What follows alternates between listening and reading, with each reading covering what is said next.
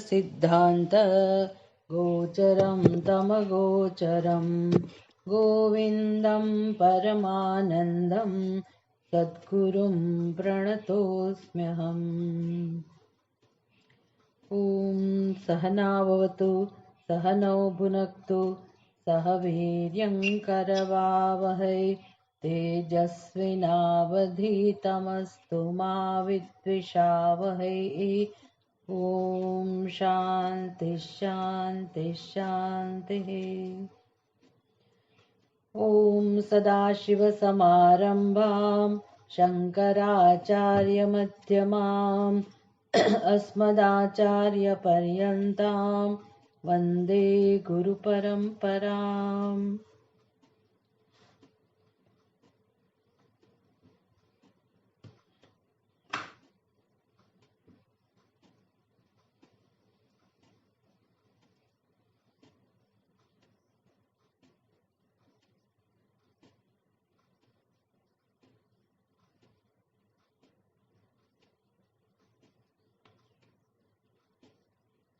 परिवार मंगलाचरण करें।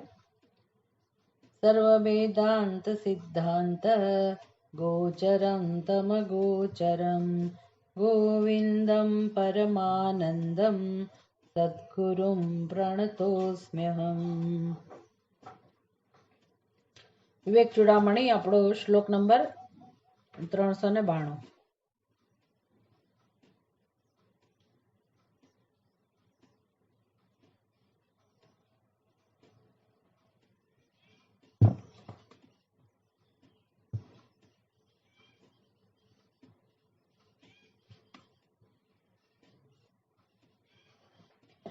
क्रियासमभिहारेण यत्र नान्यदिति श्रुतिः ब्रवीति द्वैतराहित्यं मिथ्याध्यासनिवृत्तये।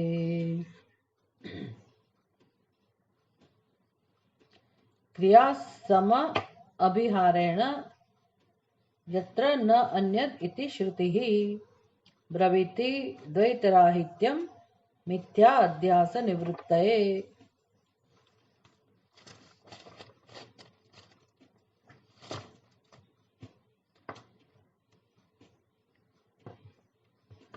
यत्र न अन्यत् पश्यति इति श्रुतिः क्रिया सम अभिहारेण मिथ्याध्यास निवृत्तये द्वैतराहित्यं ब्रवीति।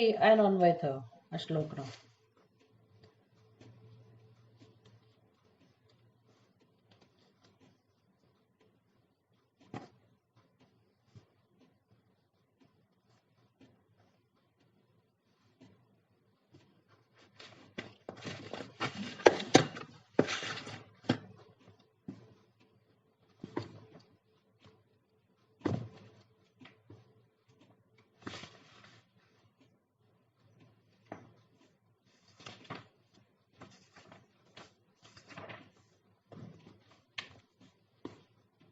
મેં બધાને હોમવર્ક આપ્યું હતું કે આ કઈ શ્રુતિ છે, તમે લોકો એના મંત્ર ને બધું શોધી રાખજો, તો તમને લોકોને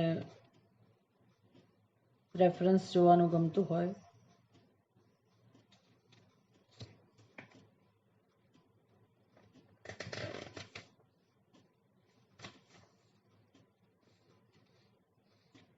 છાંદોગ્ય ઉપનિષદની શ્રુતિથી શરૂઆત થાય છે.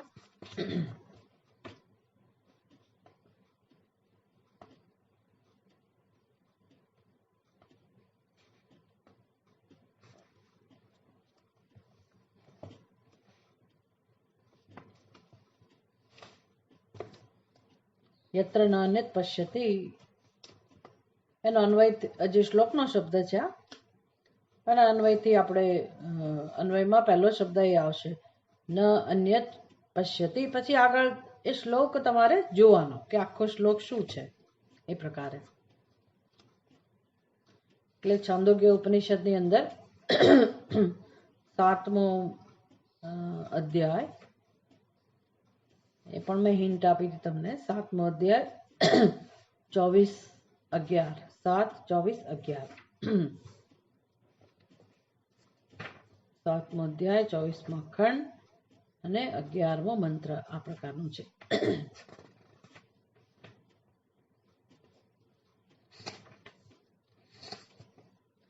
બધા એ છે ને 7મો ખંડ આખો જોઈ લેવા જેવો છે. બધા બહુ સરસ બધા મંત્રો છે એના. ભૂમા જેનું વર્ણન કરવામાં આવ્યું આપણે જોઈશું આજે એનો થોડોક એમાંથી પણ ચર્ચા કરીશું. यत्र न अन्यत् पश्यति इति श्रुतिः क्रिया सम अभिहारेण मिथ्या अध्यास निवृत्तये द्वैतराहित्यं ब्रवीति. यत्र જ્યાં અન્ય ન અન્યત પશ્યતિ, જ્યાં યત્ર એટલે જ્યાં એટલે કોઈ એવો સ્વરૂપની વાત છે જે સ્વરૂપમાં યત્ર ન અન્યત પશ્યતિ જ્યાં બીજું કોઈ જોતું નથી, કોઈ જોનારો નથી કે કોઈ વિષય જોવાનો નથી.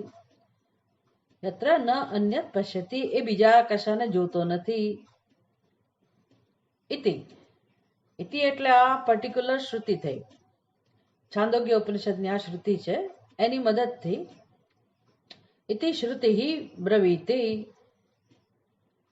શ્રુતિ આ પ્રકારે ઉપદેશ આપે છે. ક્રિયા સમ અભિહારેણ મિથ્યા અધ્યાસ નિવૃત્તએ એટલે બધી ક્રિયાઓનો સમાહાર જેમાં થઈ જાય, બધી ક્રિયાઓ સમાપ્ત થઈ જાય, એટલે કે કોઈ ક્રિયાનું અસ્તિત્વ જ ના રહે એ પ્રકારે, અથવા બધી ક્રિયાઓ જ્યાં આપણે સાચી સમજ પ્રાપ્ત કરીએ તે બધી ક્રિયાઓનો સંહાર થઈ જાય છે, સમાહાર થઈ જાય છે. સમાહાર એટલે બધું ભળી જવું, ત્યાં હવે કોઈ કોઈનાથી જુદું નથી રહેતું. આ પ્રકારનો જે સમાહાર કરવા દ્વારા મિથ્યા અધ્યાસ નિવૃત્તે. શું કામ ભાઈ તમે આવું કરો છો? એટલે પ્રપંચની નિવૃત્તિ, બધી ક્રિયાઓના સમાહાર એટલે બધા પ્રકારના પ્રપંચની નિવૃત્તિ. અને એ દ્વારા શ્રુતિ કયો બોધ આપે છે? મિથ્યા અધ્યાસ નિવૃત્તએ. આપણને મદદરૂપ થાય છે શ્રુતિ, ઉપાય બતાવે છે કે કેવી રીતે સંસારની નિવૃત્તિ થાય. તો કે જ્યાં સુધી અધ્યાસની નિવૃત્તિ ના થાય ત્યાં સુધી સંસારની નિવૃત્તિ થવાની સંભાવના નથી. એટલે અધ્યાસ એ જ સંસાર છે. સંસાર અજ્ઞાનમાંથી જન્મેલો છે અને એ સંસાર પ્રપંચ એની નિવૃત્તિ એનું નામ જ મોક્ષ. અને જે સિદ્ધ જ છે, જે સ્વરૂપમાં કોઈ પ્રકારનો પ્રપંચ નથી, કોઈ પ્રકારની ક્રિયા નથી, કોઈ પ્રકારનું દ્વૈત નથી. એટલે દ્વૈત ને દૂર કરવા માટે દ્વૈત રહિતપણું, દ્વૈત રાહિત્યમ બ્રવીતિ. એ શ્રુતિને ખરેખર શું સમજાવવું છે? દ્વૈત રાહિત્ય, કે દ્વૈત નામની વસ્તુ જ નથી. અને જ્યાં સત્ય આવું છે કે દ્વૈતને સ્થાન નથી, તો ક્રિયા માટે દ્વૈત તો જોઈએ જ. દ્વૈત ના હોય તો કોઈ પ્રકારની ક્રિયા ના હોય. એ દ્વૈતને આપણે જે ઓળખીએ છીએ ત્રિપુટીના રૂપમાં ઓળખીએ છીએ. દ્રષ્ટા, દ્રશ્ય અને દર્શન, આ પ્રકાર આપણે ઓળખીએ છીએ. આવું કોઈ દ્વૈત જ્યાં નથી એ પ્રકારની જે વ્યવસ્થા છે, વસ્તુ સ્થિતિ છે, એ પ્રકારનું જે પરમ સત્ય છે, એ સત્યનો બોધ, અદ્વૈત સ્વરૂપનો બોધ કરવા માટે શ્રુતિ આ પ્રકારે બધા પ્રકારની ક્રિયાઓનો ઉપસંહાર કરી દે છે, સમાહાર કરી દે છે, બધી ક્રિયાઓની નિવૃત્ત સમાપ્તિ કરી દે છે. એટલે ક્રિયાઓ જ્યાં રહેતી જ નથી એ દ્વારા. એટલે એ પર્ટિક્યુલર એના શબ્દો છે. યત્ર ન અન્યત પશ્યતિ, આ એક દ્રષ્ટાંત આપ્યું. પછી તો યત્ર ન અન્યત પશ્યતિ નાન્યત શૃણોતિ નાન્યત વિજાનાતિ સ ભૂમા. 7:24-11 છાંદોગ્ય ઉપનિષદની શ્રુતિ છે.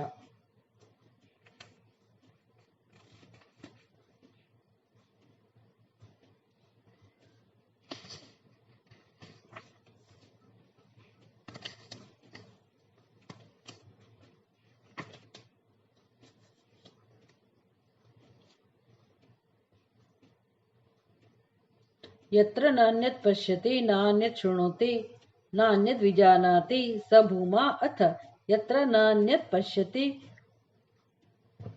अन्यत् शृणोति अन्यत् विजानाति तदल्पम यो वै भूमा तदमृतम अथ यदल्पम तन्मर्त्यम स भगवः कस्मिन् प्रतिष्ठिता इति स्वे महिम्नि यदिवान महिम्नि इति.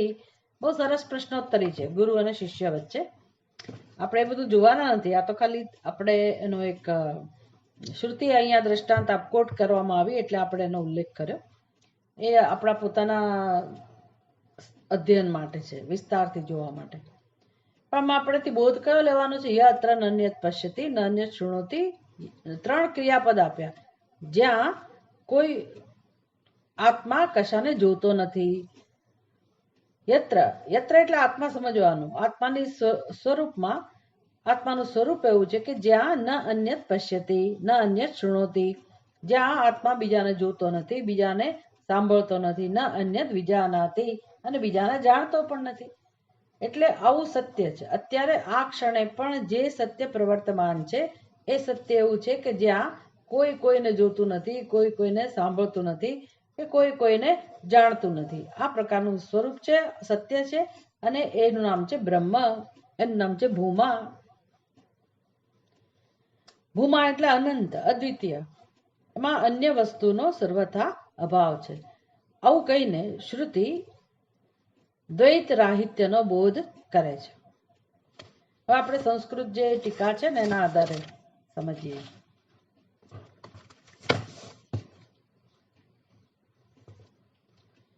એનું સંગતિ આપતા ભાષ્યકાર કહે છે, અતઃ ભ્રાંતિ નાશાર્થમ અદ્વૈત વસ્તુ ચિંતનીયમ ઇતિ આહ. હવે આપણે આ યાદ રાખવાનું છે કે વિવેક ચૂડામણીની અંદર આ બધા જે શ્લોક છે એ નિધિધ્યાસનને અંતર્ગત છે. એટલે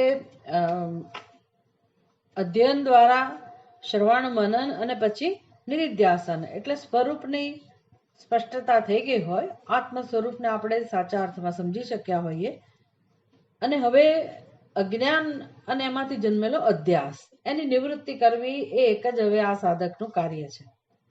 આ સાધક ઘણો આગળ વધેલો છે, જેણે પોતાના જીવનમાં કર્મયોગનું અનુષ્ઠાન, ભક્તિ, ધ્યાન આ બધું કરતા કરતા છેલ્લે વાસના ક્ષયની વાત આવી. અને વાસના ક્ષય શેનાથી થતો હોય છે? તો કે આ પ્રકારના નિધિધ્યાસનથી છેવટે સાધક વાસના ક્ષય દ્વારા પોતાના પરમ સ્વરૂપનો સાક્ષાત્કાર કરે. સાક્ષાત્કાર કરે, નિષ્ઠા પ્રાપ્ત કરે છે એમાં. અને દર્શન થઈ ગયું, પોતાના સ્વરૂપની સાચી સમજ પ્રાપ્ત થઈ ગઈ, પછી જીવનમાં બીજું કોઈ ધ્યેય રહેતું નથી. એટલે જેટલી વિપરીત ભાવનાઓ, વિપરીત સંસ્કાર એના અંતઃકરણમાં જે જન્મે એનો કેમ બાદ કરવો એ એક જ હવે એનું કર્તવ્ય રહ્યું છે. એટલે વારંવાર સાચી સમજ પણ આપે. સદા એવ ઇદમ સર્વમ જગત અવગતમ વાંગ મનસયો સતઃ અન્યત ન અસ્તિ એવ પ્રકૃતિ પરસીમની સ્થિતવતઃ. પરસીમની સ્થિતવતઃ જે સીમા છે, સંસારથી જે પર છે, અથવા જીવનમાં જેટલી પણ મર્યાદા છે, અલ્પતા છે, જે કે દુઃખ છે, જેનો પણ અનુભવ થાય છે, એ બધાની જે એક સીમા છે, પહેલે પાર જેને કહેવાય, બિયોન્ડ એવો શબ્દ વાપરતા હોય છે. આપણે એવું વેદાંતમાં કશું એવું શબ્દનો પ્રયોગ કરતા નથી, પણ આ સંસારની પહેલે પાર એવા શબ્દો દ્વારા સમજાવવામાં આવતું હોય છે. પહેલે પાર એટલે શું? આપણને એમ થાય કે એવી કઈ શાંતિ છે કે નહીં જીવનમાં? આ સંસારથી પાર કોઈ વસ્તુ છે કે નહીં? તો કે આ પહેલે પાર એટલે પરમાત્મા, ઉપરવાળો જાણે. એમ જે પરમાત્મા માટે શબ્દ વપરાય છે કે પહેલે પાર, તો એ પહેલે પાર એવો અર્થ કરવો હોય તો કરો. એટલે કે જે પ્રકૃતિ પરસીમની, પ્રકૃતિની થી પણ પર એવું જે પરમાત્મા તત્વ છે, જેને ઉપનિષદ સમજાવે છે સા કાષ્ઠા સા પરાગતિ, જે અંતિમ છે, જે અંતિમ ગતિ છે, અને જે બધાનો અધિષ્ઠાન છે, બધાનો અંત એમાં છે, અને બધાનો આત્મા પણ એ છે. અંત એટલે આપણે એવું સમજીએ કે ઘડાનો અંત એટલે માટી, તો ઘડો ફૂટી જાય પછી જ એનો અંત આવે, અને માટી એ રીતે આપણે અંત શબ્દનો પ્રયોગ નથી કરતા. ઘડો એની શરૂઆત પણ માટી છે અને અંત પણ માટી છે. આ શરૂઆત અને અંત એ કોને ધ્યાનમાં રાખી છે? કોને ધ્યાનમાં રાખીને વપરાય છે બે શબ્દો? તો કે ઘડો અત્યારે મારી નજર સમક્ષ હોય, આપણા હાથમાં હોય, આપણે એનો ઉપયોગ કરતા હોઈએ, અને એ ઘડા સાથે વ્યવહાર કરતા હોઈએ ત્યારે ઘડામાં જે આપણી સત્ય બુદ્ધિ છે એને કારણે આપણે એનું જે અધિષ્ઠાન છે એની નોંધ ના લઈએ એવું બને. અને સત્ય તો એ છે કે અત્યારે જે ઘડો આપણને વ્યવહારમાં કામમાં આવે છે, કે જેને આપણે સત્યતા આપીએ છીએ, જેને ઘડો એવું કહીએ છીએ, ત્યારે માટી જાણે કે વિસરાઈ જાય છે, માટીની નોંધ લેવાતી નથી. પણ ભલે તમે ગમે તેટલા ઘડામાં આસક્ત હો, ઘડાને મહત્વ આપતા હો, ઘડાનો ઉપયોગ કરતા હો, એની સાથે વ્યવહાર કરતા હો, અને માટી ભલે વિસરાઈ જતી હોય, પણ એનું સત્ય જે માટી છે એનાથી ઘડો એક ક્ષણ માટે પણ જુદો પડતો નથી. કેમ તો કે ઘડાનું ક્યારેય કોઈ કાળે અસ્તિત્વ છે જ નહીં. આપણી બુદ્ધિમાં છે, અત્યારે અસ્તિત્વ છે, અને ઘડા વિશે કેવો ખ્યાલ છે? ભૂતકાળમાં નહોતો, અત્યારે છે, અને ભવિષ્યમાં ન હોવાની સંભાવના છે. બસ આ જે આપણો વ્યવહાર છે, એ વ્યવહાર ઘડાને સત્યતા આપવાથી જન્મેલો છે. વ્યવહાર થઈ શકે, વ્યવહાર માટે ઘડો જ કામમાં આવે, અને એમાં કઈ ખોટું નથી. પણ આપણે જો માટીને ભૂલી જઈએ તો એનો અર્થ કે બહુ મોટો અનર્થ થઈ ગયો. કેમ તો કે માટી ઘડાનો આત્મા છે, માટી જ ઘડાનું સત્ય છે. એટલે તમને વ્યવહાર માટે ઘડો ઉપયોગી થાય છે તો કોને કારણે થાય છે? માટીને કારણે. માટી ભલે વ્યવહારમાં કામમાં ના આવતી હોય, પણ ઘડો વ્યવહારમાં કામમાં આવતો હોય એટલે ઘડો મહત્વનો થઈ ગયો, ઘડો સત્ય બની ગયો. ઠીક છે, વ્યવહારિક સત્યતા છે એની, પણ એ વ્યવહારિક સત્યતા પણ ઘડાને આપનાર કોણ છે? તો કે માટી. અને એ જ માટીને આપણે ભૂલી જઈએ તો એનો અર્થ કે હોવા છતાંય, વસ્તુ હોવા છતાંય આપણે એની નોંધ લેતા નથી, અને ઘડાને જે નથી સ્વતંત્ર અસ્તિત્વ જેનું, એને સત્યતા આપીએ છીએ. પછી ઘડાનો જન્મ, ઘડાનો ભૂતકાળ, ઘડાનો ભવિષ્યકાળ અને ઘડાનો વર્તમાન કાળ, આવા ખ્યાલ આપણી બુદ્ધિમાં સ્થિત થયેલા છે. ઘડાના દ્રષ્ટાંતથી આપણો સમગ્ર સંસાર સમજી લેવાનો. આ ઘડો આપણી ઉપાધિ, એ ઘડા વિશે પછી વિચારવાનો કે આપણે કોને મહત્વ આપીએ છીએ? તો કે આવા નામ અને રૂપને. એટલે આ નામ રૂપ જે છે એને સત્યતા આપીને એનું જે અધિષ્ઠાન છે એને જો ભૂલી જઈએ તો પછી એ અધિષ્ઠાનને પણ અન્યાય કરીએ છીએ અને ઘડાને પણ અન્યાય કરીએ છીએ. બસ આટલું જ જાણવાનું છે જીવનમાં, આ સિવાય કંઈ કરવાનું નથી. આવું જાણી લઈએ, સત્ય જેવું છે એવું જાણી લઈએ, એનું નામ મોક્ષ. એટલે સદા એવ ઇદમ સર્વમ જગત અવગતમ વાંગ મનસયો સતઃ અન્ય ન અસ્તિ ઇતિ. આ પ્રકારનું જ્ઞાન છે. પ્રકૃતિ પરસિમની સ્થિતવતઃ, પ્રકૃતિથી પર, પ્રકૃતિનું જે અધિષ્ઠાન છે એમાં જેની બુદ્ધિ હવે સ્થિત છે. બુદ્ધિ સ્થિત છે એટલે સાચી વાત જેને સમજાય ગઈ. એટલે હવે ધારો કે ઘડાના દ્રષ્ટાંતમાં આપણને સાચી વાત સમજાઈ જાય કે ઘડો છે ત્યારે પણ માટી જ છે, માટીથી ભિન્ન નથી. અને તો પારમાર્થિક સમજ કેવી હોવી જોઈએ ઘડાની? તો કે ઘડામાં ભૂતકાળ નથી, વર્તમાન કાળ નથી અને ભવિષ્યકાળ નથી. ઘડાનો જન્મ નથી, અસ્તિત્વ નથી અને અંત નથી. એટલે શરૂઆત નથી, આદિ નથી અને અંત પણ નથી. કેમ તો કે મધ્ય જે છે એ જ સત્ય નથી ઘડાનું. ઘડાનું જે મધ્ય આપણે જેને મહત્વ આપી બેઠા છીએ, જેને આપણે સત્યતા આપીએ છીએ અને વ્યવહાર કરીએ છીએ, એ જે આપણો ખ્યાલ છે સત્ય બુદ્ધિ, વ્યવહાર માટે ભલે બુદ્ધિ હોય પણ એને તમે પારમાર્થિક સત્યતા આપી દો તો પછી ઘડાની મધ્યતા, વર્તમાન સ્થિતિ એ સત્ય બની ગઈ, અને તો પછી શરૂઆત પણ સત્ય બની જાય અને અંત પણ સત્ય બની જાય. પણ ઘડાને તમે ઓળખી લો કે અત્યારે જે ઘડો છે માટી જ છે, માટીથી ભિન્ન એનું અસ્તિત્વ નથી, તો કોનો વર્તમાન, કોની શરૂઆત અને કોનો અંત? આમ ત્રણેય વસ્તુ મિથ્યા સાબિત થાય છે. અને ત્રણેય અવસ્થા કેવી હોય તો પણ એ ત્રણેય અવસ્થામાં એક જ તત્વ છે. કેવી હોય તો કહો, પણ પછી એને અધ્યારોપ કહેવાય, કારણ કે માટીમાં કોઈ પરિવર્તન આવતું નથી. એક તો એ વસ્તુ, માટીમાં ક્યારેય કોઈ કાળે કોઈ પ્રકારનું પરિવર્તન નથી આવતું, અને ઘડો નામની વસ્તુ માટીથી ભિન્ન સિદ્ધ નથી થતી. એટલે બધો સંસાર કોના ઉપર આધારિત છે ઘડાના સંદર્ભમાં? તો કે ઘડા રૂપી નામરૂપને સત્યતા આપવાથી. એ જ પ્રકારે આપણો સંસાર, આપણું જીવન કે આ પ્રપંચ જેને કારણે આપણે બંધાયેલા પોતાને અનુભવીએ છીએ અને બધાની દ્રષ્ટિ આ પ્રકારની છે કે મારો જન્મ, મારી સ્થિતિ અને મારો લય. એ જ પ્રકારે જગતની ઉત્પત્તિ, જગતની સ્થિતિ અને જગતનો લય અનાદિકાળથી આ પ્રકારનો આપણો અભ્યાસ છે, જેને અધ્યાસ એવું કહે છે. એટલે એ અધ્યાસની નિવૃત્તિ માટે હવે પછીના શ્લોક છે.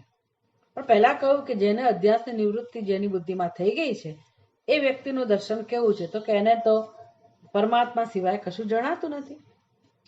અને આપણને પરમાત્મા ક્યાંય જણાતો નથી. જેણે આત્માને જાણી લીધો, પરમાત્માના સ્વરૂપને જાણી લીધું, એને સર્વત્ર પરમાત્માનું દર્શન થાય છે.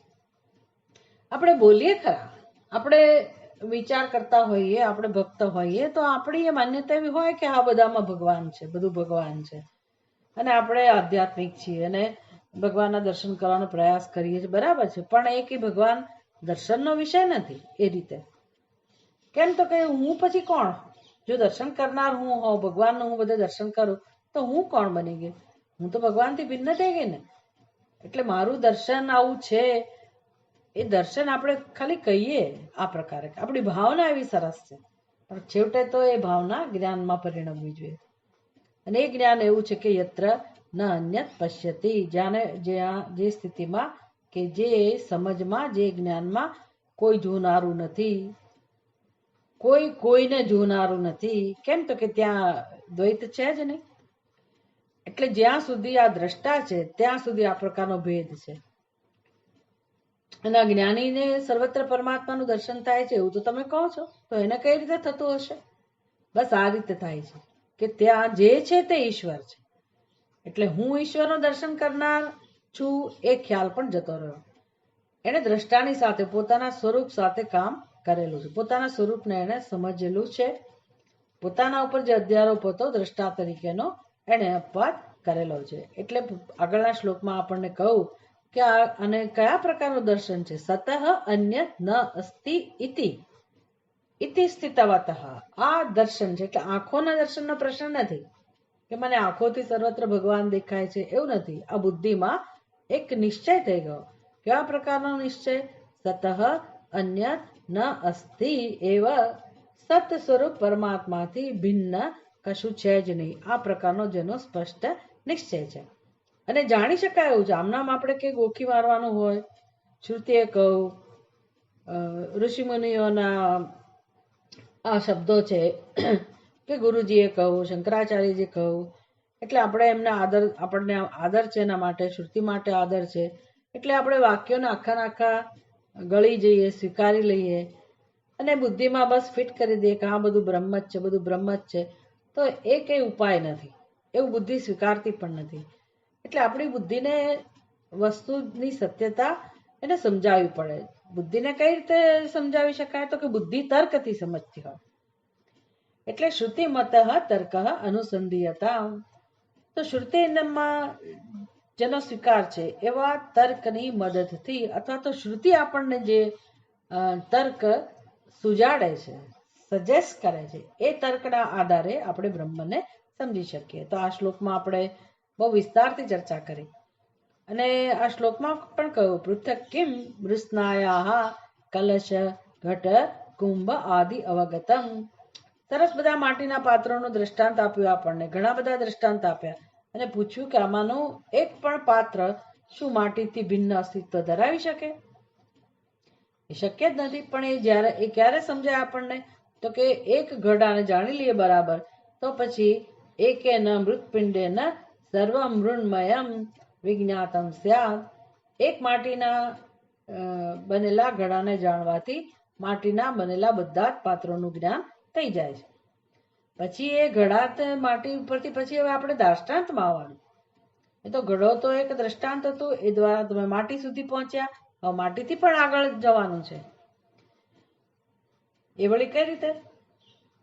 તો કે સીધે સીધું ઘડામાં આપણે જે ઘડાનું દ્રષ્ટાંત લઈએ છીએ ને એમાં માટી તો છે, ઘડામાં માટી છે, કુંજામાં માટી છે, તાવડીમાં માટી છે, બધા પાત્રોમાં માટી તો છે જ, પણ ઘડામાં માટી સિવાય પણ કંઈક છે હજી.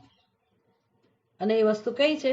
અસ્થિ, ભાતિ અને પ્રિય. સંઘટઃ સંપટઃ. પછી ઘડા ઉપરથી હવે તમારામાં હિંમત આવી જાય કે આ માટીના પાત્રમાં તો સમજાઈ ગયું, પણ પછી ઘડા માટીનો ઘડો અને ચાંદીનો ઘડો હોય તો એમાં તો ભેદ ખરો ને. તો કે ના, માટીનો ઘડો કે ચાંદીનો ઘડો કે સોનાનો ઘડો કે તાંબાનો ઘડો, એવા ગમે તેટલા ઘડા કેમ ના લાવો? ઘડો શું, તમે બીજા હજારો પદાર્થ લઈ આવો અને તમારી બુદ્ધિમાં જે પણ પદાર્થો હોય, જેટલા પણ નામરૂપ હોય, આખા બ્રહ્માંડમાંથી ગમે તે વસ્તુ લઈ આવો, જળ ચેતન કોઈ પણ, આ બામાંની કોઈ પણ વસ્તુ સત સ્વરૂપ પરમાત્માથી ભિન્ન ના હોઈ શકે. એનો વ્યવહાર જ એ રીતે થાય છે કે છે, હોવું અને બાસવું, હોવાપણું અને બાસવાપણું, એનાથી ભિન્ન કોઈ પદાર્થ નથી.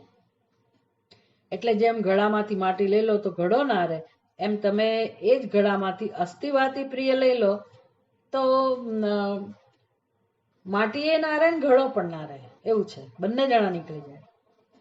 એવી રીતે કોઈ પણ નામરૂપમાંથી પદાર્થમાંથી તમે અસ્થિભાતી પ્રિય લઈ લો તો કોઈનું અસ્તિત્વ જ ના રહે. આવું જે સ્વરૂપ છે. અને એ અસ્થિભાતી પ્રિય એટલે કોણ? હવે આપણે સમજીએ કે અસ્થિભાતી પ્રિય એટલે કોણ? કોણ અનુભવે છે અસ્થિભાતી પ્રિયને? આ ઘડો છે એવું કહેનાર કોણ છે? તો કે પહેલા જે છું નો અનુભવ કરે છે એ જ્ઞાન સ્વરૂપ આત્મા પોતે પહેલા પોતાના હોવાપણાનો અનુભવ કરે છે, જેને આપણે દ્રષ્ટા કહીએ છીએ. એટલે પોતાનો હોવાપણાનો અનુભવ એટલે એ કઈ રીતે થાય? તો કે આ શરીરમાં તાદાત્મ્ય હોય અને હું પોતાને દ્રષ્ટા કહું, અને પછી હવે હું જગતના પદાર્થોનો અનુભવ કરનાર, અને એ દ્રશ્ય જગતના પદાર્થો જે મારા કરતા ભિન્ન છે એનો હું અનુભવ કરું છું. આ જે પ્રક્રિયા છે એ જ્ઞાન સ્વરૂપ આત્માનું અસ્તિત્વ ના હોય તો આ દ્રષ્ટા પણ શક્ય ના હોય, દ્રશ્ય પણ શક્ય ના હોય, દર્શન પણ શક્ય ના હોય. એટલે છેવટે એ સમગ્ર વિશ્વમાં અસ્થિભાતી પ્રિયના રૂપમાં જે ચૈતન્યની અનુભૂતિ થાય છે એ કેવળ અને કેવળ આત્માનો જ સ્વભાવ છે, અને આ જ સત્ય છે. આવું જેનું પોતાના સ્વરૂપ વિશેનો નિશ્ચય થઈ ગયો કે હું કોણ છું અને આ જગત કોણ છે. કારણ કે પોતાને જાણવાથી જગતનું અસ્તિત્વ પણ, જગતનું રહસ્ય પણ સમજાઈ જાય, બધા જીવોનું સત્ય પણ આપણે સમજી શકીએ. આ પ્રકારનું જેનું દર્શન છે એને સર્વત્ર પરમાત્માના દર્શન થાય છે. અતઃ ભ્રાંતિ નાશાર્થમ. તેથી તો પછી બીજાને કેમ નથી દર્શન થતા? એટલે એ પણ કહું, વદતી એષઃ ભ્રાંત તું અહમ ઇતિ. ભાઈ અમારું દર્શન તો એવું છે કે હું અને તું, આ હું નું દર્શન. પછી તું નું દર્શન એટલે કઈ મારી સામે જે હોય એને હું તું કહું, પણ બાકી જેની સામે બધા મારા માટે તું જ છે ને. એટલે એકલું હું કહીએ એમાં દ્વૈત આવી ગયું. ભ્રાંત હતું અહમ ઇતિ. અહમ એટલે જે ભ્રાંત વ્યક્તિ છે, જ્યારે અહમ એવું કહે છે ત્યારે પોતે પોતાને જુદો પાડી દે છે. આ અખંડતા રહેલી છે, પૂર્ણતા રહેલી છે, એમાં આપણી બુદ્ધિ જ્યારે હું એવું કહે, અહમ એવું કહે, ત્યારે આપણે આ પૂર્ણતાથી ભિન્ન થઈ જઈએ છીએ, થયા વગર થઈ જઈએ છીએ. બસ આ મુશ્કેલ, આ સમજવાનું છે. કોઈથી જુદા પડતા નથી, પણ આપણે આપણી બુદ્ધિમાં બધાથી જુદા પડી ગયા છીએ. આનું નામ અવિદ્યા એટલે ભ્રાંતિ. ભ્રાંત હતું, આ વ્યક્તિ ભ્રાંત છે. તો બધા આવું જ કહે છે ને? તો કે હા, બધા ભ્રાંત જ છે. અને માયા મદી રહ્યા, માયા શબ્દ વાપર્યો કારણ કે આખું જગત ભ્રાંત છે એટલા માટે. વ્યષ્ટિ સ્તરે આપણે કહીએ અવિદ્યા. અવિદ્યા એટલે આપણે પોતાના સ્વરૂપને જાણતા નથી. જાણતા નથી ભાઈ ઠીક છે, હવે કેટલો સમય નથી જાણતા? તો કે અનાદિકાળથી. એટલે તો અનાદિકાળથી આ નશો છે? તો કે હા, અનાદિકાળથી. અનાદિ માયા સુપ્ત એષ જીવ. જીવાત્મા અનાદિકાળથી ઊંઘે જ છે. હવે ક્યાં સુધી ઊંઘવાનું છે? અતઃ ભ્રાંતિ નાશાર્થમ. એટલે શંકરાચાર્યજી કહે છે, હવે આ જેને તો આટલું બધું કામ કર્યું છે, સત્ય મિથ્યા આત્મા અનાત્મા, બહુ બધો વિવેક કરેલો છે અને ઘણી બધી સમજ પ્રાપ્ત કરેલી છે. હવે એને આ ભ્રાંતિ જયારે બરાબર સમજાય, એક વાર ચર્ચા કરી કે ભ્રાંતિ સમજાય એ જન્મો નીકળી જાય કે આવું અજ્ઞાન છે. વાતો કરી આપણે કે અજ્ઞાન છે, પણ મને એનો સાક્ષાત્કાર થાય, મારી બુદ્ધિ સ્વીકારે, બહુ વાર લાગે, બહુ જ વાર લાગે કે અજ્ઞાન કેવું છે. એનો સાક્ષાત્કાર થાય એ બહુ મહત્વની વસ્તુ છે કે આનું નામ અજ્ઞાન. મારી બુદ્ધિમાં જે ખ્યાલ છે નામ અજ્ઞાન. સારું, બ્રહ્મને નથી જાણતી, કોઈ નથી જાણતું, એનું નામ અજ્ઞાન.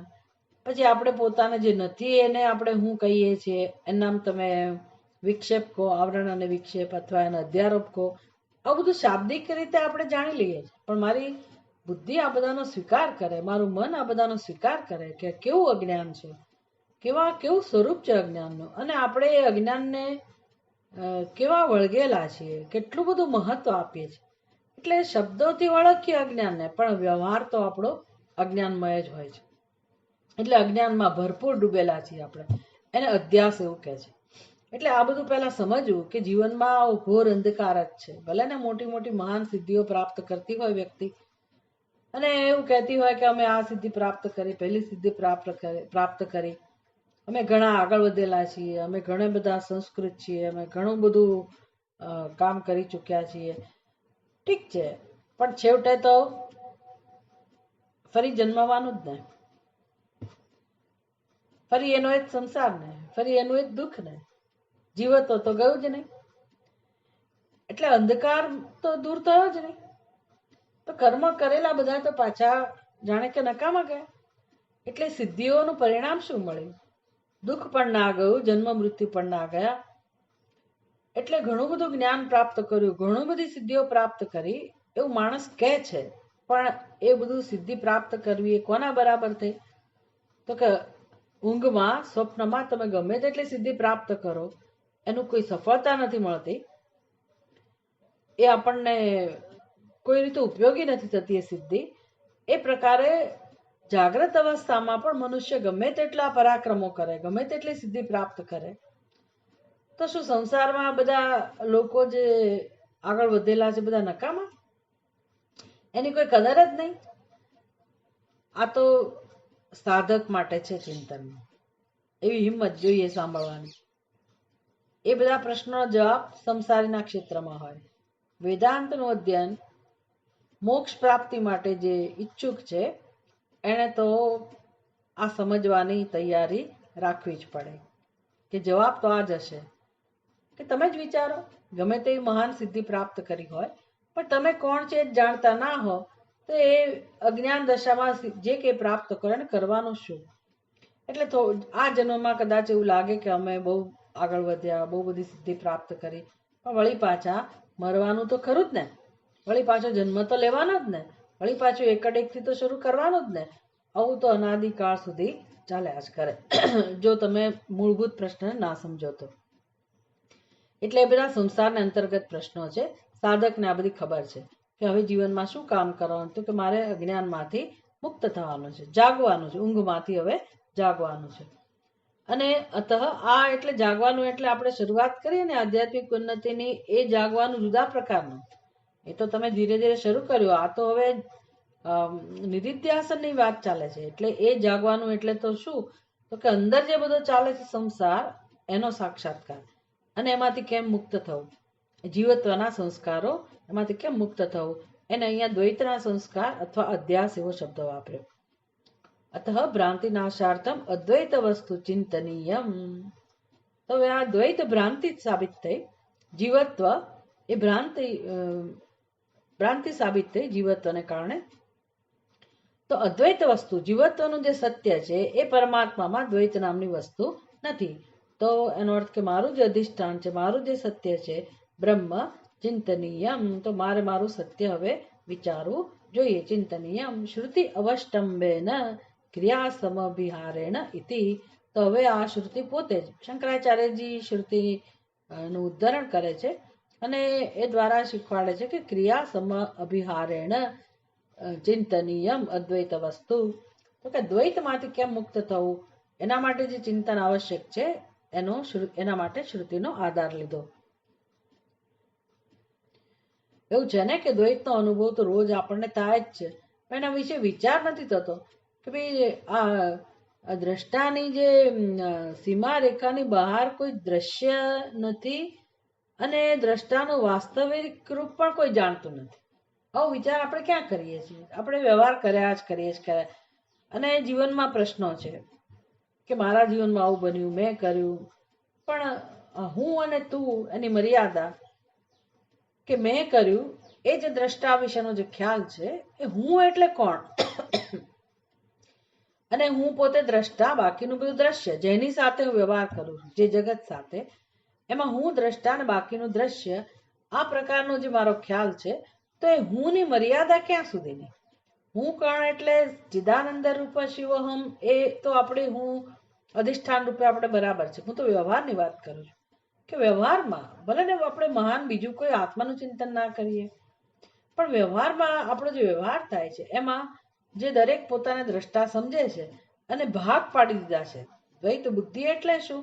હું ને તું જુદા જ છીએ, હું ને આ પદાર્થ જુદા જ છીએ, એ સમજથી જે વ્યવહાર થાય છે દ્વૈત બુદ્ધિથી, તો વ્યવહાર ભલે રહ્યો પણ વસ્તુ સમજવા માટે વિચાર તો થવો જોઈએ ને કે આ દ્વૈતના ક્ષેત્રમાં વ્યવહાર થાય છે, પણ એનો અર્થ કે ખરેખર બે જણા છે. દ્રષ્ટા અને દ્રશ્ય એવી બે વસ્તુ છે, તો હું પોતાને દ્રષ્ટા કહું છું, દરેક પોતાને દ્રષ્ટા કહે છે, પણ એની સીમા કેટલી? એટલે મારે દ્રશ્ય કોને કહેવાનું? તો કે આ અહીં સુધીનું જ દ્રષ્ટા, પછીનું બધું દ્રશ્ય કેવી રીતે નક્કી થાય? એટલે આ દ્રષ્ટાની કોઈ સીમા ખરેખર નક્કી જ ના કરી શકાય. આપણે ઉપાધિને દ્રષ્ટા કહી દીધું, ઉપાધિમાં અહંભાવ છે એટલે દ્રષ્ટા સમજીએ છીએ, પણ પછી ઉપાધિ તો બીજાની પણ ઉપાધિ છે. મારી ઉપાધિ જેની બનેલી છે એ જ ઉપાધિ બીજાની પણ બનેલી છે. તો એ બે ઉપાધિમાં ભેદ ક્યાં પાડી શકાય એવું છે? કઈ જગ્યાએ? આવું કોઈ વિચાર નથી કરતું. તો આની અંદર પણ એ જ તત્વ છે જે મારા શરીરમાં છે, મારી ઉપાધિમાં છે. એ જ પાંચ મહાભૂત અહીંયા છે, એ જ પાંચ મહાભૂત અન્યત્ર છે. અને આકાશ તો એક જ છે, આકાશ પણ એક છે. એટલે ભેદ રેખા ક્યાં પાડી શકાય એવું છે? કઈ જગ્યાએ આવો ભેદ આપણે સિદ્ધ કરી શકીએ એમ છે? એટલે કોઈ મર્યાદા તો કોઈ સ્પષ્ટ કરી શકાતી જ નથી. અને એનો અર્થ કે તો પછી વાસ્તવિક સ્વરૂપ શું હોય? દ્રષ્ટાનો વાસ્તવિક સ્વરૂપ, દ્રશ્યનો વાસ્તવિક સ્વરૂપ અને દર્શનનો વાસ્તવિક સ્વરૂપ જે છે એ તો દ્રષ્ટિ જ છે. દ્રષ્ટિ જ બધાનું વાસ્તવિક સ્વરૂપ સિદ્ધ થાય છે. યત્ર ન અન્યત પશ્યતિ ન અન્યત શૃણોતિ ન અન્યત વિજાનાતિ સ ભૂમા. ઉપનિષદ આવી રીતે પછી આપણને સમજાવે. ઇતિ શ્રુતિ ક્રિયા સમભિહારેણ પૌનઃ પુણ્યેન દ્વૈતરાહિત્યમ. દ્વૈતરાહિત્યમ એટલે જુઓ ભાઈ, શ્રુતિ તો કહે છે કે આ સ્વરૂપ તો કેવું છે? ભૂમા. ભૂમા એ પરમાત્માનું નામ છે. ભૂમા એટલે અનંત, જ્યાં કોઈ દ્વૈત છે જ નહીં, જ્યાં ખંડ નામની વસ્તુ નથી, જ્યાં વિભાગ નામની વસ્તુ નથી, એવું જે પૂર્ણ અનંત સ્વરૂપ પરમાત્માનું છે, જેનો સ્વભાવ છે કેવળ અસ્થિ ભાતિ અને પ્રિય, સત ચિત્ત અને આનંદ. આવું જે ભૂમા તત્વ એને નામ આપવામાં આવ્યું, એમાં દ્વૈતરાહિત્યમ, એમાં દ્વયો ભાવ, દ્વૈતરાહિત્યમ ન અસ્તિ, એ બતાવ્યું. કેમ? યત્ર ન અન્યત પશ્યતિ ન અન્યત શૃણોતિ. આ દ્વારા જ્યાં કોઈ કોઈને જોતું નથી, કોઈ જોતું નથી, કોઈ સાંભળતું નથી, કોઈ જાણતું નથી. એવું કેમ? એવું કઈ વસ્તુ છે? તો કે હા, પૂર્ણતા જે છે, અનંત સ્વરૂપ જેનું છે, એ જે સત્ય છે, એમાં તો કોઈ જોતું જ નથી. કેમ? તો કે જોવાનો વિષય નથી, જીવવાનો વિષય નથી એટલે જોનારો પણ નથી. એટલે આ બધું દ્રષ્ટાંત દ્વારા કહે છે. આપણને સમજાય ને એ રીતે, કારણ કે આપણે જોઈએ છીએ. હવે મેં જોયું. શું જોયું? સારું જોયું, ખરાબ જોયું, અનુકૂળ જોયું, પ્રતિકૂળ જોયું. એટલે તો આપણી પ્રાર્થના છે, ભદ્રમ કર્ણેભિ શૃણુયામ દેવાહ ભદ્રમ પશ્યેમ અક્ષભિર્યજત્રાહ. એ ભગવાન, અમે કલ્યાણકારી વસ્તુ જોઈએ, કલ્યાણકારી વસ્તુઓ સાંભળીએ, આવી પ્રાર્થના પણ કરીએ છીએ આપણે. તો પ્રાર્થના તો શાસ્ત્ર જ કહે છે આપણને કરવાનું, અને આપણે કરીએ છીએ, બરાબર છે. પણ પછી કલ્યાણકારી જોઈએ એટલે પછી આંખોથી જોવાનું નહીં, પછી બુદ્ધિથી અમે જોઈએ. શું જોઈએ? યત્ર ન અન્યત પશ્યતિ. અમે બુદ્ધિથી એ સમજીએ કે મારું સત્ય એવું છે કે જ્યાં મારાથી ભિન્ન કોઈ નથી. ભદ્રમ કર્ણેભિ શૃણુયામ દેવાહ. એ દેવતાઓ, અમે કલ્યાણકારી વસ્તુનું શ્રવણ કરીએ. તો એનો અર્થ કે આ પ્રાર્થના તો આપણને કલ્યાણકારી વસ્તુઓનું શ્રવણ કરવાનું શીખવાડે છે. અને પછી તમે કલ્યાણકારી વસ્તુઓનું શ્રવણ કરવાનું શીખવાડ્યા પછી બોધ એવો આપો કે જ્યાં કોઈ સાંભળતું નથી. આ કઈ રીતે સમજાય? તો કે અત્યારે દ્વૈતના ક્ષેત્રમાં, દ્વૈતનું ક્ષેત્ર એટલે ખરેખર બહાર દ્વૈતનું ક્ષેત્ર નથી. દ્વૈત આપણે ઉત્પન્ન કરેલું છે આપણી બુદ્ધિમાં. દ્વૈત એટલે સમજવાનું નહીં કે આવા 2-3 પદાર્થ હોય ને દ્વૈત કહેવાય, એવું નથી. અનેક શરીરો હોય, અનેક ઉપાધિ હોય, અનેક નામ હોય, રૂપ હોય, વિશેષતા હોય, એને આપણે દ્વૈત નથી કહેતા. દ્વૈત બુદ્ધિ કે જ્યાં હું ભિન્ન છું, એ બુદ્ધિ જે છે એટલે કે નિશ્ચય, અને એ આપણો નિશ્ચય છે. અર્થાત આપણો નિશ્ચય એવો છે કે જેને કારણે દ્વૈતનું દર્શન થાય છે. બસ આ નિશ્ચયની વાત છે. એટલે એ નિશ્ચય જ મિથ્યા છે, એમાંથી આ દ્વૈત જન્મ્યું છે. એટલે શ્રુતિ કહે છે તમે એવી પ્રાર્થના કરો દેવતાઓ કે અમે કલ્યાણકારી દેવતાઓને પ્રાર્થના કરો. એટલે વળી પાછું દ્વૈત જ થયું ને. હું દ્વૈત કોને પ્રાર્થના કરું? તો કે દેવતાઓને. દ્વૈતના ક્ષેત્રમાં. એટલે આપણે અત્યારે દ્વૈત બુદ્ધિ વાળા છીએ જ. એટલે એને સત્યતા આપી અને અનાદિકાળથી જે આપણો વ્યવહાર છે એ વ્યવહારમાં આપણને ધીરે ધીરે સૂક્ષ્મતા તરફ લઈ જાય છે. પૂર્ણતા તરફ આપણો વ્યવહાર જાય એ પ્રકારે આપણને બોધ આપ્યો કે તમે જીવનમાં આવી પ્રાર્થના કરો. નહીતર શું થાય? મેં જોયું આપણો સંસાર શેમાંથી શરૂ થયો, અનર્થ શેમાંથી શરૂ થાય છે?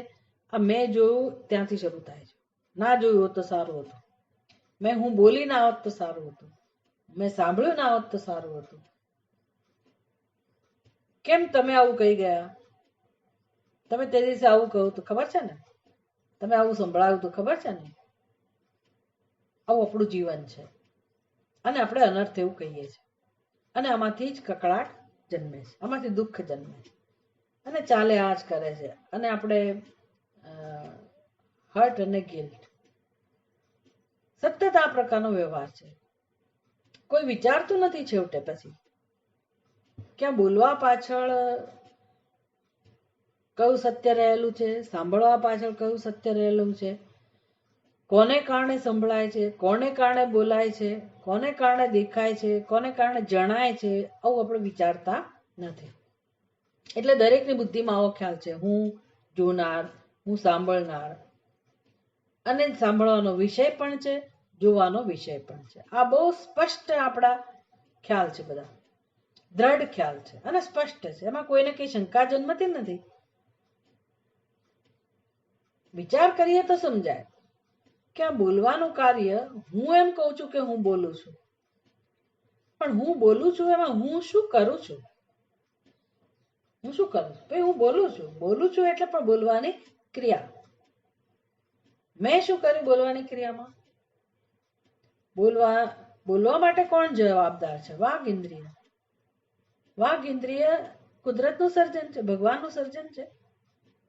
અને વાણીનું પ્રાગટ્ય, વાણીનું ઉચ્ચારણ જે થાય છે એની પણ આખી વ્યવસ્થા છે. એ પણ કઈ મેં નથી કરી. એટલે કર્મેન્દ્રિય એ પણ સર્જન છે. વાણી કેવી રીતે બધા અંદરથી ઉચ્ચારો બધા પ્રગટ થાય છે અને કેવી રીતે આઘાત સાથે કંઠ્ય, ઓષ્ઠ્ય બધા વર્ણો પ્રગટ થાય છે. એ શબ્દોની રચના, એનો અર્થ અને વ્યવહાર થાય છે. હું કઈ સંકલ્પ કરું ને હું બોલું છું એવું નથી. એ તો બોલવાની વ્યવસ્થા છે ને હું સંકલ્પ કરું છું. બાકી મૂંગો માણસ પણ સંકલ્પ કરે તો બોલી શકવો જોઈએ. એટલે બોલવાની વ્યવસ્થા છે, સાંભળવાની વ્યવસ્થા છે, ભગવાનનું સર્જન છે. વાણીથી બોલાય છે, કાનથી સંભળાય છે, આંખોથી દેખાય છે. આ બધું છે, આવી વ્યવસ્થા છે અને મને એ બધું આપવામાં આવ્યું છે અને હું ઉપયોગ કરું છું. બધાને આપવામાં આવ્યું છે, બધા ઉપયોગ કરે છે. એનો અર્થ કે ઈશ્વર તત્વ આ પ્રકારની વ્યવસ્થાના રૂપમાં અભિવ્યક્ત થયેલું છે અને આપણે માનીએ છીએ કે હું બોલનાર અને હું સાંભળનાર એ આપણું કામ છે, એ આપણું અધ્યારૂપ છે. બાકી સત્ય તો કેવું છે? યત્ર ન અન્યત પશ્યતિ. અને એ બોલવાની ક્રિયા પાછળ છેવટે કોણ જવાબદાર છે? અસ્થિ, ભાતિ અને પ્રિય, એટલે કે જ્ઞપ્તિ, જેને આપણે દ્રષ્ટિ કહીએ છીએ, એ જ તત્વ. આવું જે તત્વ છે એમાં કોઈ દ્વૈત નથી. એટલે શ્રુતિ પૌનઃ પુણ્યેન દ્વૈતરાહિત્યમ, દ્વૈતરાહિત્યમ અર્થાત દ્વયોહો ભાવઃ, આ બે જણા ક્યાંથી આવ્યા? ગીતામાં તો ભગવાન કહે છે કે ભાઈ દ્વાવિમો પુરુષો લોકે ક્ષરશ્ચાક્ષર એવ ચ ક્ષર સર્વાણી ભૂતાની કૂટસ્થોક્ષર ઉચ્યતે ઉત્તમ પુરુષસ્ત્વન્યઃ પરમાત્મેતિ ઉદાહૃતઃ, પરમાત્મેતિ ઉદાહૃતઃ. આજે ઉત્તમ પુરુષ છે એને જ પરમાત્મા કહેવાય. એ ઉત્તમ પુરુષ સંસ્કૃત ભાષાના સંસ્કૃતમાં જે વ્યાકરણ છે એમાં ઉત્તમ પુરુષનો અર્થ શું થાય? હું. ઉત્તમ પુરુષ. ત્યાં ભગવાન કહે છે પરમાત્મા ઇતિ ઉદાહૃતઃ. એટલે આપણું હું જે છે વાસ્તવમાં એ પરમાત્મા છે ને, એક જ છે, અદ્વિતીય છે. અને એ પરમાત્મા કહે છે કે આવો હું ઉત્તમ પુરુષ. એવી મારી અભિવ્યક્તિ એટલે આ કુદરત, જે અષ્ટદા પ્રકૃતિ ભૂમિરાપો નલો વાયુ ખમ મનો બુદ્ધિરેવ ચ અહંકારૈતિ અમ્મે ભિન્ના પ્રકૃતિ રષ્ટદા. ભગવાન કહે છે આ મારી અપરા પ્રકૃતિ છે. એટલે આ આખું જગત, બધા નામ રૂપ જે કઈ છે બધું એ ભગવાનની અપરા પ્રકૃતિ છે. ઇતસ્ત્વન્યામ પ્રકૃતિમ વિદ્ધિ મે પરામ યેદમ ધાર્યતે જગત. બીજી જીવભૂતામ મહાબાહો, એ મહાબાહો આજે જીવના રૂપમાં અભિવ્યક્ત થાય છે, જેને 13મા અધ્યાયમાં ભગવાન ક્ષેત્રજ્ઞ કહે છે. અત્યારે આપણે પોતે, આપણું પોતે જે આપણે હું કરીએ છીએ તે હું, એ જે હું છે એને જીવભૂતામ કહ્યું ભગવાને. ઇતસ્તોન્યામ પ્રકૃતિમ વિદ્ધિ મે પરામ, આ મારી પરા પ્રકૃતિ છે અર્જુન. યેનેદમ ધાર્યતે જગત, જેને કારણે આ જગત છે. એટલે આખી સૃષ્ટિ, વિશ્વમાં જેટલા જીવો છે અસ્તિત્વમાં, જે બધાનું અસ્તિત્વ છે, જે બધા અત્યારે જીવો પ્રગટ થઈ રહ્યા છે, થયા કરે છે, જન્મે છે ને મૃત્યુ પામે, જન્મે છે ને મૃત્યુ પામે છે. આ શ્રાવણ મહિનામાં કેટલાક બહેનો, કેટલાક ભક્તો પાર્થિવ શિવલિંગની સ્થાપના કરે. 108 શિવલિંગ કે 101 સમથિંગ કે એક જ કરતા હોય, ખબર નથી. પણ મને ખબર પડી કે ભાઈ આ 108 કે 101 જેમણે બનાવ્યા, પછી એ શું કરે, પછી સાંજે વિસર્જન કરી નાખે. વિસર્જન કરે પછી પાછું બીજે દિવસે વળી પાછા એ શિવલિંગ બનાવે, વળી પાછું પૂજા થાય, સાંજ પડે એટલે પાછું વિસર્જન, વળી પાછું એમાંથી. તો આ જે રોજ 101 શિવલિંગ છે, તો બીજે દિવસે આજે બનાવ્યા, બીજે દિવસે ક્યાંથી આવ્યા શિવલિંગ? તો કે એના જ શિવલિંગ સાંજે વિસર્જન થઈ ગયું અને બીજે દિવસે પાછા એમાંથી જ, એટલે એની જ માટી. તેવું જ હોય ને ત્યારે, એવું જ હોય ને. કેટલી માટી હતી? તો માટી જ હતી. કેટલી માટી નહીં, માટી જ હતી, એમાં ગણતરી ના હોય. શિવલિંગમાં ગણતરી થઈ પછી તમે 108 બનાવ્યા કે 101 બનાવ્યા કે જે કઈ હોય, સર્જન થયું ને. પણ સર્જન થયું, 101 બનાવ્યા, 108 થયા, બધું થયું, પણ એટલે શું માટી 108 બની ગઈ? એક શિવલિંગ બીજા શિવલિંગ કરતા જુદું થઈ ગયું? માટી ને માટી જ છે. એમાં જીવો અને અસંખ્ય જીવો જન્મે છે, મરે છે, જન્મે છે, મરે છે. પણ ખરેખર કોણ જીવના રૂપમાં અભિવ્યક્ત થાય છે? કોણ થતું હશે? સૃષ્ટિ પ્રાક સત એવ આસિત. કેવળ સત સ્વરૂપ પરમાત્મા જ સૃષ્ટિની પહેલા હતો. જેમ તમે શિવલિંગ બનાવીને પેલા માટી જ લઈ આવ્યા હતા ને, એમ કેવળ બ્રહ્મ જ હતું, ચૈતન્ય જ હતું. એ જ પરમાત્મા અનેક જીવોના રૂપમાં જન્મે છે, વળી પાછું વિસર્જન, નાશ પામે છે, વળી પાછું જન્મે છે. તો બીજા જીવો ક્યાંથી આવવાના હતા? જે છે જ હોય ને. સારું, આવું છે. એટલે ભગવાન પોતે કહે છે 15મા અધ્યાયમાં ગીતામાં કે અર્જુન આવું છે જગતમાં. મારી 2 પ્રકારની અભિવ્યક્તિ છે. એને એકને હું ક્ષર પુરુષ કહું, જેનો સ્વભાવ એવો છે કે નાશ પામવો, અને બીજું જે અક્ષર પુરુષ છે એનું કારણ છે. પણ ત્રીજો જે છે, જે આ બંનેનું અધિષ્ઠાન છે, તે હું આત્મ સ્વરૂપે રહેલો તે હું છું, સચ્ચિદાનંદ સ્વરૂપે રહેલો ઉત્તમ પુરુષસ્ત્વન્ય પરમાત્મેતિ ઉદાહૃત, વળી એ જ પરમાત્મા છે, એ એક જ છે.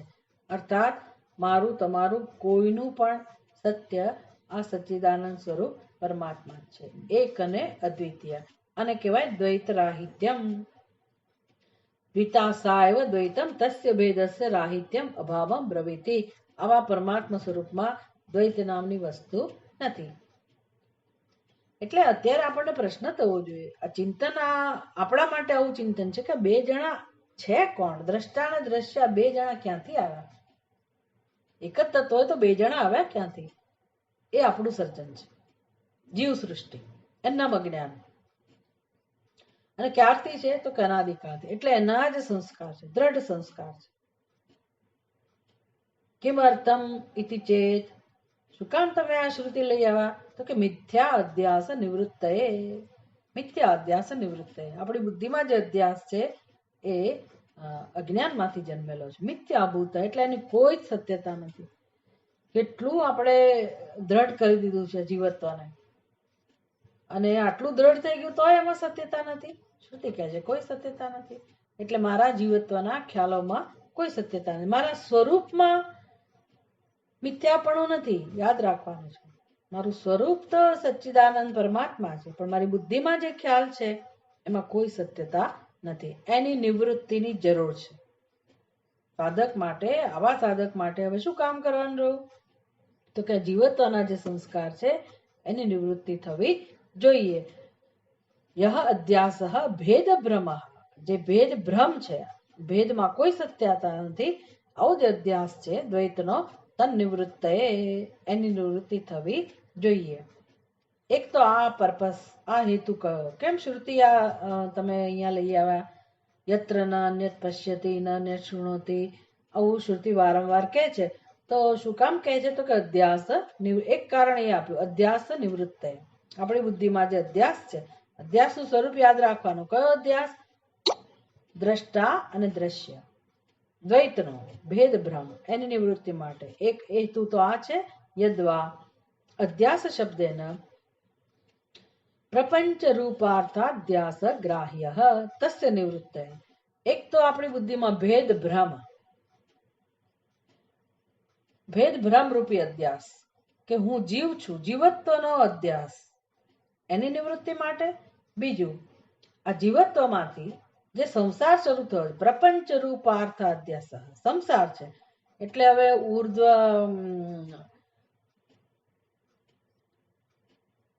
અધશ્ચોર્ધ્વમ પ્રસૃતાસ્તસ્ય શાખાઃ અધશ્ચ મૂલાન્યનુસંતતાની કર્માનુબંધીની મનુષ્ય લોકે. આ જે છે પ્રપંચ, સંસાર, આપણા અંદર છે, હૃદયમાં, અંતઃકરણમાં, હું અને મારું. અને હું ને મારું આપણે તો ખાલી એવું શબ્દોથી સમજીએ છીએ બુદ્ધિમાં, હું ને મારું. પણ તમે અંતઃકરણમાં તપાસો, તમારા હૃદયમાં જુઓ, ઓહો, કેટલો બધો પાર વગરનો સંસાર છે, આસક્તિ. અને એમાંથી જે વ્યવહાર જન્મ્યો છે, દરેક જન્મમાં હું ને મારું, હું ને મારું. એટલે માતા પિતા, ભાઈ બહેન, પતિ પત્ની, સર્વ કોઈ સંબંધો, દરેક જન્મમાં આ પ્રકારનો સંસાર. અને બધા સાથે આપણે એટલા બધા એટેચ્ડ છે ને, જોડાયેલા છીએ લાગણીથી. દરેક જન્મમાં આવી રીતે કરીએ છીએ. અને એ બધી લાગણીઓ ક્યાં જાય? અંદર જે બધી ભેગા થવાની, છૂટા પડવાની, સુખની દુઃખની, અને લેણદેણ ઊભી કરી હોય, એમાંથી આ જગત ચાલતું હોય, આ બધો સંસાર તો કેટલો બધો ભરેલો છે આપણા હૃદયમાં. આવો પ્રપંચ રૂપાર્થાધ્યાસ ગ્રાહ્ય, આની નિવૃત્તિ માટે આવો જે સંસાર આપણા હૃદયમાં છે તે, અને ભેદ ભ્રમ, મૂળ જેમાંથી શરૂ થયો આ સંસાર, જીવત્વના સંસ્કાર, તસ્ય નિવૃત્તએ, એની નિવૃત્તિ માટે આ શ્રુતિ નો ઉપયોગ કરવામાં આવ્યો, ઉપદેશ આપવામાં આવ્યો શ્રુતિ દ્વારા. કયા શબ્દો આપણને? કયા? ક્રિયા સમઅભિહારેણ. એટલે આ શ્રુતિ શું કરે છે? આ શ્રુતિ કાર્ય શું કરે? તો કે જ્યારે આપણને એવો બોધ આપવામાં આવે કે ભાઈ સત્ય તો આવું છે કે જ્યાં કોઈ કોઈને જોતું નથી, અને આપણી બુદ્ધિમાં તો આવો જ ખ્યાલ છે કે મેં જોયું, તે જોયું, મેં સાંભળ્યું, તમે સાંભળ્યું, મેં સંભળાયું, તમે સંભળાયું, આવો ખ્યાલ છે. અને સત્ય એવું છે કે જ્યાં કોઈ કોઈને કહેતું નથી, કોઈ જોતું નથી, કોઈ સાંભળતું નથી, આ તમારું સત્ય છે. તો એનો અર્થ કે મારી ક્રિયાઓ, આજે મારું વર્તન કહો કે વ્યવહાર કહો કે કર્મો કહો, આ બધા સમાપ્ત થઈ જાય છે આ સત્યમાં. હું તો આ રીતે વ્યવહાર કરું છું કે ખરેખર હું મારા કરતા કોઈ ભિન્ન છે એ રીતે વ્યવહાર કરું. તો કે શ્રુતિ કહે છે કે સત્ય એવું છે કે તમારા આવા જન્મો જન્મના આ પ્રકારના કર્મો કે વ્યવહારને ત્યાં કોઈ સ્થાન નથી. આ ક્ષણે નથી હો, અત્યારે આ ક્ષણે નથી. તમે આત્મજ્ઞાનમાં નિષ્ઠતા અને મુક્તિ પ્રાપ્ત કરો અને પછી કોઈ સંસાર નથી, એવો ઉપદેશ નથી. અત્યારે પણ આત્મ સ્વરૂપ છે, એમાં કોઈ પ્રકારનો સંસાર નથી. માત્ર સંસ્કાર છે આપણી બુદ્ધિમાં, સંસાર નથી. એ જે સંસ્કાર કે અધ્યાસ છે એની નિવૃત્તિની આવશ્યકતા છે. કેમ કરવી નિવૃત્તિ? તસ્ય અધિષ્ઠાન અવશેષત્વ લક્ષણ નાશાય બાધાય ઇતિ યાવત. કેમ કરાય? તો કે એનો આ જે સંસાર જન્મ્યો દ્વૈત જે છે એનો બાદ કરવો પડે. દ્વૈત અધ્યારોપ છે અને અધ્યારોપ નો બાદ કરવાથી શું બચે? તો કે અધિષ્ઠાન, અથવા અધ્યારોપનો અપવાદ કેવી રીતે થાય? તો કે અધિષ્ઠાનને જાણવાથી. એટલે ગમે તેટલો અધ્યારોપ હોય, ભ્રમ કહો, ભ્રમનો નાશ શેમાં થાય? ભ્રમની નિવૃત્તિ શેમાં થાય? તો કે સ્વરૂપમાં, અધિષ્ઠાનમાં. એટલે જે સર્પ છે એની નિવૃત્તિ શેમાં થવાની? દોરડામાં. ચાંદીની નિવૃત્તિ શેમાં થવાની? ચીપોલીમાં. તો જીવની નિવૃત્તિ શેમાં થવાની? બ્રહ્મમાં, પરમાત્મામાં. કેટલી સરસ વાત છે, વિચાર કરો. આપણને એમ કે જીવની નિવૃત્તિ એટલે બસ મારું સ્થાન જ નહીં, અહંકારનો નાશ થઈ જાય. જોખમ. કોઈને પોતાનો નાશ કરવો ગમે નહીં, સાંભળવો ના ગમે. એટલે એવું કહેવાય છે કે વર્ષો પહેલાની વાત છે, કોઈ એવા અંગ્રેજ વિદ્વાન બહુ બધો ઉપનિષદનું અધ્યયન કર્યું, ઉત્સાહમાં બહુ ગમ્યું, બહુ મજા આવી. પછી છેવટે જ્યારે આ અહંકારનો નાશ થવાનો ઉપદેશ આવ્યો તો પછી એ બધું છોડીને જતો રહ્યો. કે આવું તો કઈ જ્ઞાન હોય કે હું બધું જાણવા માટે તો આવ્યો હતો ને હવે મારો જ નાશનો આવું કે જ્ઞાન ના હોય. એ જોખમ છે. કોને પોતાનો નાશ ગમે? ના જ ગમે. પણ આ નાશ એટલે કોના જેવો નાશ છે? તો કે નદી સમુદ્રમાં સમાઈ ગઈ તો નદીનો નાશ થઈ ગયો. નાશ થઈ ગયો એનો કે ઉપરથી એને અનંતતા પ્રાપ્ત થઈ, પૂર્ણતા પ્રાપ્ત થઈ. એટલે ઘડો ઘટાકાશ પોતાને ઘટાકાશ ન કે અથવા પોતે ઘટાકાશ જેવો ખ્યાલ છોડવા તૈયાર થાય અને છોડી દે તો એને શું પ્રાપ્ત થાય? પૂર્ણ આકાશ પ્રાપ્ત થાય. એમાં એનો નાશ થયો ઘટાકાશનો? એ પૂર્ણ જ હતું, અલ્પતાનો નાશ થયો એવું કહો. એમ જીવત્વનો નાશ એટલે, અહંકારનો નાશ એટલે દુઃખનો નાશ, અલ્પતાનો નાશ, પરવશતાનો નાશ અને અનંતતાની પ્રાપ્તિ. જે પ્રાપ્ત હતી એની પ્રાપ્ત હતું જ એની પ્રાપ્તિ. અધિષ્ઠાન અવશેષ હિ નાશ કલ્પિત વસ્તુન. બે આ સિદ્ધાંતો યાદ રાખવાના કે અધિષ્ઠાન અવશેષ હિ નાશ. નાશ થઈ થઈને ક્યાં સુધીનો નાશ થાય? નાશ એટલે શું ભાઈ? જગતમાં, સૃષ્ટિમાં કોઈનો નાશ નથી. નાશ કહીને આપણને બહુ બીક લાગે કે નાશ થયો, નાશ થયો. પણ નાશ થાય તો ક્યાં સુધી નાશ થઈ થઈને એ ક્યાં પહોંચે? દરેક વસ્તુ તો કે કઈ દેખાય જ નહીં ને. બરાબર, ના દેખાય, પણ ના દેખાય એ દેખાય છે ને. અને એ જ હતું હંમેશા. જે દેખાતું હતું એ જયારે નથી દેખાતું, નથી દેખાતું એવી સ્થિતિને પ્રાપ્ત કરે છે. એનો અર્થ કે દેખાતું હતું ત્યારે પણ એ નથી જ, એ સમજવાનું છે. એટલે હવે દોરડાનો સર્પનો નાશ થઈ ગયો, નાશ થઈ ગયો. પણ કેવો સર્પ દેખાતો હતો? જે નહોતો એ જ. એનો જ નાશ શક્ય હોય. ખરેખર આ સર્પનો નાશ શક્ય ના હોય ભાઈ? તો કે ના, ખરેખર આ સર્પનો નાશ શક્ય ના હોય. તો શું સર્પ નોળીઓ તો મારી નાખે છે, એનો નાશ નહીં? બરાબર છે. એ સર્પનો નાશ થયો એવું કહીએ આપણે, પણ એ ખરેખર કયા સર્પનો નાશ થયો? કોને સર્પ કહો છો? એનું જે શરીર હતું એ તો 5 મહાભૂતનું હતું, અને એની અંદર જે ચૈતન્ય છે એ તો પરબ્રહ્મ પરમાત્મા છે. કોનો નાશ છે? એટલે શરીર તો વળી પાછું 5 મહાભૂતમાં બળી જાય, વળી પાછું એમાંથી બીજું શરીર ઉત્પન્ન થાય, એટલે એનોય નાશ નથી. અને પેલો જીવ છે એ સૂક્ષ્મ શરીર હોય તો એ બ્રહ્માંડમાં ફર્યા કરે, એ બીજો શરીર ધારણ કરે, અને જેણે આ સૂક્ષ્મ શરીર ધારણ કર્યું છે ચૈતન્ય સ્વરૂપ પરમાત્મા તો સર્વત્ર છે, સર્વવ્યાપક છે. એટલે નાશ કોનો છે? તો કે છેવટે બધો નાશ કેવો હોય તો પણ ઘડાનો નાશ કહો તમે તો પણ એ ફૂટી ફૂટી ફૂટી ફૂટીને તમે એ શું બનવાનો? તો કે માટી. કેમ? તો કે એનું અધિષ્ઠાન માટી જ છે. એમ કલ્પિત વસ્તુ જે છે હંમેશા આ ઘડો તો છે ને હજી તમે દ્રવ્યના રૂપમાં જુઓ, પણ કલ્પના દોરડા ઉપર સાપની જે કલ્પના કરવામાં આવી, એ કલ્પનાનો નાશ ની જરૂર વાત છે અહીંયા.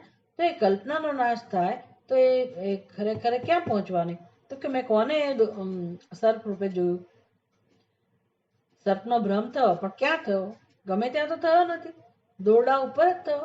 એટલે એ દોરડા ઉપર જે સર્પની કલ્પના કરવામાં આવી હતી એને કઈ કલ્પિત વસ્તુ, તસ્ય નાશ, એનો જે નાશ છે એ ક્યાં હોય? તો કે અધિષ્ઠાન અવશેષ. એટલે હવે એ સર્પ જેની કલ્પના હતી એનો નાશ થઈ ગયો, તો હવે શું બની ગયો? તો કે દોરડું. સર્પનો નાશ થવાથી શું બની ગયો? દોરડું. એમાં જીવ એટલે કે આપણે એના વિશે જયારે વિચાર કરવામાં આવે તો શું બની જઈએ? બ્રહ્મ, પરમાત્મા. કેમ? તો કે એ જ સત્ય છે, એ જ અધિષ્ઠાન છે. ઇતિ અભિયુક્ત ઉક્તે હે રજ્જુ સર્પાદો દૃષ્ટત્વાચ્ચ. આ પુસ્તક તમારી પાસે નથી. હવેથી હું શું કરીશ, આનો ફોટો પાડીને તમને મોકલી આપીશ, એટલે કોઈને જોવું હોય તો જોઈ શકાય. પણ પાછા 2-3 પુસ્તકો મારી પાસે છે, એટલે હું આમાંથી જોઉં ને આમાંથી જોઉં. કંઈક એક પુસ્તકનું મોકલી આપીશું જેને રસ હોય એના માટે. ઇતિ અભિયુક્ત ઉક્તે હે, આગળ આ બધું યુક્તિપૂર્વક આપણને સમજાવવામાં આવ્યું દૃષ્ટાંતમાં. યદિ વિશ્વમ સત્યમ સ્યાત કથમ દર્શન શ્રવણ વિજ્ઞાનાદિ વિષય ન સ્યાત. તો જો ખરેખર આ વિશ્વ સત્ય હોત, વિશ્વમ સત્યમ સ્યાત કથમ દર્શન શ્રવણ વિજ્ઞાન આદિ વિષય ન સ્યાત, તો પછી એ દર્શન શ્રવણનો વિષય કેમ ના રહે? यदि विश्वम सत्यम स्यात् कथम दर्शन श्रवण विज्ञान आदि विषय न स्यात्, तो પછી આ બધાનો અભાવ કેવી રીતે થાય? યત્ર નાન્ય શૃણોતિ, એટલે એવું હશે જ ને કે ખરેખર કોઈ કોઈને સાંભળનારું આ ક્ષણે પણ નથી, એવું સત્ય હોવું જોઈએ, તો જ આ બધાનો અભાવ સિદ્ધ કરી શકાય, નહીં તો ના કરી શકાય. એટલે એ અદ્વૈત તત્વ જે સત્ય છે આ ક્ષણે પણ, માટે કોઈ કોઈને સાંભળતું નથી એ શક્ય છે. હવે આપણે જયારે એમ કહીએ છીએ કે મેં સાંભળ્યું, હું સાંભળનારો, ત્યારે વિચાર કરવાની જરૂર છે. શ્રુતિ તો કહે છે કે કોઈ કોઈને સાંભળતું નથી અત્યારે આ ક્ષણે. એવું નહીં કે ઊંઘમાં અથવા તો પહેલે પાર અધિષ્ઠાનમાં સચ્ચિદાનંદ સ્વરૂપમાં કોઈ કોઈને અત્યારે આ ક્ષણે પણ કોઈ કોઈને સાંભળતું જ નથી. બહુ સરસ વાત છે, સારા સમાચાર છે. એટલે આપણે ખંખેરી નાખીએ, ભલે ને કીધું. કેમ? તો કે શ્રુતિ તો કહે છે કે કોઈ કોઈને, એટલે સંભળાવવાની વૃત્તિ હોય તો એ જાય, અને કોઈ સંભળાવી ગયું એનું દુઃખ હોય તો પણ આપણે એનો બાદ કરી શકીએ. વ્યવહાર વસ્તુ જુદી છે, એ વ્યવહાર પૂરતું ભલે હોય, પણ આપણે એ વ્યવહારને પરમ સત્યતા આપેલી છે, એમના અનર્થ છે. એ અનર્થમાંથી આપણે મુક્ત થવાનું છે. પછી તમે તો કીધું કે કોઈ કોઈને સાંભળતું નથી, તો પછી હવે તો મારે બોલવાનું રહ્યું જ નહીં ને. પણ સાંભળતું નથી એટલે મારે બોલવાનું ના રહ્યું, તો સાંભળનારો નથી એટલે હું બોલનાર નથી. પણ હું બોલનાર છું કે કેમ એના વિશે વિચાર કરવાનો છે. હું બોલનારી સિદ્ધ થતી નથી એટલે કોઈ સાંભળનારો સિદ્ધ થતો નથી. કેમ? તો કે કહ કેન પશ્ચેત, કહ કેન શૃણોતિ, કોણ કોને સાંભળે? કહ કેમ પશ્ચેત, કોણ કોને જોવે? આવું છે. એટલે બે જણા છે જ નહીં, એક પૂર્ણ બ્રહ્મ પરમાત્મા જ હોય તો આવું દ્વૈતના ક્ષેત્રમાં સત્ય જે આપણે માની બેઠા છીએ એવું સત્ય શક્ય નથી. એટલે આપણું સાંભળવાપણું જે આપણો ખ્યાલ છે, જોવાપણાનો ખ્યાલ છે, અને દ્રષ્ટા દ્રશ્ય દર્શન જે આ ત્રિપુટી છે એ કેવળ અને કેવળ અધ્યારોપ છે, એમાં કોઈ પારમાર્થિક સત્યતા નથી, અને બુદ્ધિથી જોવાની વસ્તુ છે. એટલે અતઃ બ્રહ્મણી વર્તમાનસ્ય પુરુષસ્ય વિશ્વભાન અભાવાત મિથ્યા ઇતિ ભાવઃ. બ્રહ્મણી સ્થિતઃ, આવા બ્રહ્મમાં, એક અને દ્વિતીય બ્રહ્મમાં, બ્રહ્મ એટલે તદ બ્રહ્મ અહમ અસ્મિ, આવા આત્મજ્ઞાનમાં, વર્તમાનસ્ય પુરુષસ્ય, જે આમાં સ્થિત છે એને હવે વિશ્વભાન અભાવાત મિથ્યા ઇતિ ભાવઃ, હવે એને આવો સંસાર સ્પર્શતો નથી. બ્રહ્મ સ્વરૂપમ સમ્યક ચિત્તે આરોહયતિ ધ્યાતુમ.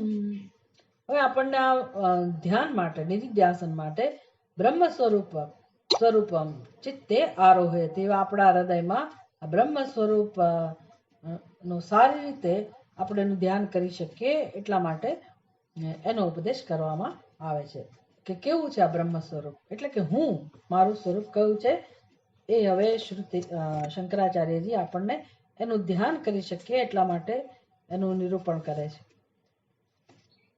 આકાશવન નિર્મલ નિર્વિકલ્પમ નિસ્સિમ નિષ્પંદન નિર્વિકારમ અંતર્બહિ શૂન્યમન્યમદ્વયમ સ્વયં પરમ બ્રહ્મ કિમસ્તિ બોધ્યમ.